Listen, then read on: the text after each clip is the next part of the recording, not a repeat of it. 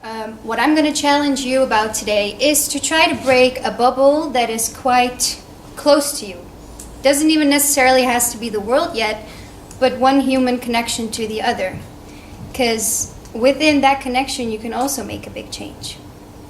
Now, who of you here knows what a millennial is? Millennial. Being a millennial. Now, with all those who raised their hands, I might have something in common with, such as that I watched Sex and the City on a very young age, that I had to choose between NSYNC or Backstreet Boys, such things as that. But what gave me an extra dimension in being a millennial, and this is where I cooperated with you for the Night of Conflict, is there's this inner conflict inside of me that I actually carry with me my entire life. My extra dimension is I'm a refugee millennial. I was born in the 90s, but we also are refugees from the 90s. Now, this is the second time in my life that I'm speaking about this from a personal point of view, because a lot of times if you hear about refugees, you see the sad part of it. You see the advertisements on television. You see the framings that need to touch you in your empathy in order to help the refugees. I myself feel like I'm a walking proof still today of my state failing. For me, that's an inner conflict.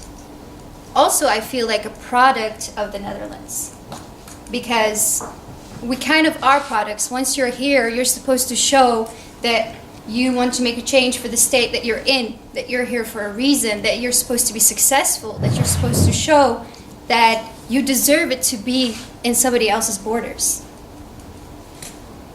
Now that's the bubble. I don't know if you guys have any question for me, but my question to you is I really want you to think today, when do you stop being a refugee? Because it doesn't. In articles, by example, I read that people from Afghanistan, that's where I'm from, by the way, are one of the most highly educated refugees here that came here in the 90s. So we could say that we're a successful product. But does that make us stop being a refugee? Does that make those mental patterns that people have every day that they observe you in? Because I do look different. I do carry that with me. I mean, I grew up in Friesland, but I don't look like Doutzen Cruz. No? And people are always very curious where I'm from. I was, by example, in a festival with Theo. I met him there. You're going to see him later in a presentation. And therefore, once in my life, I think there, how do you say it in English? Voor het meeste keren in één evenement, the majority of times in one event, people asked me, oh, where are you from? They were very curious. I looked very exotic that day, apparently.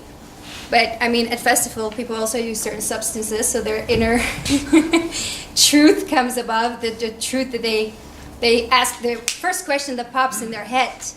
That is the first question that pops in people's minds when they see me.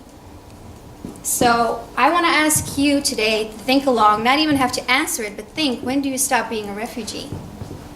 And I think it's important for you as artists today also to see this part of a refugee, that there's this inner struggle, even if I came here more than 20 years ago, and I am a successful product. And if I would give birth to a baby, is that going to be a baby refugee?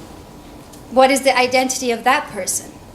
Now, I'm going to challenge you, and I actually need 4 people later for that. So if you are willing, I don't know who is interested, to do that with me later on in a little group session. But also think about that question. And if you want to ask me any personal question, I'm here with my personal story, except the fact that I might be a future lawyer, that I work at the Humanity House, etc., etc., etc. Great, thank you.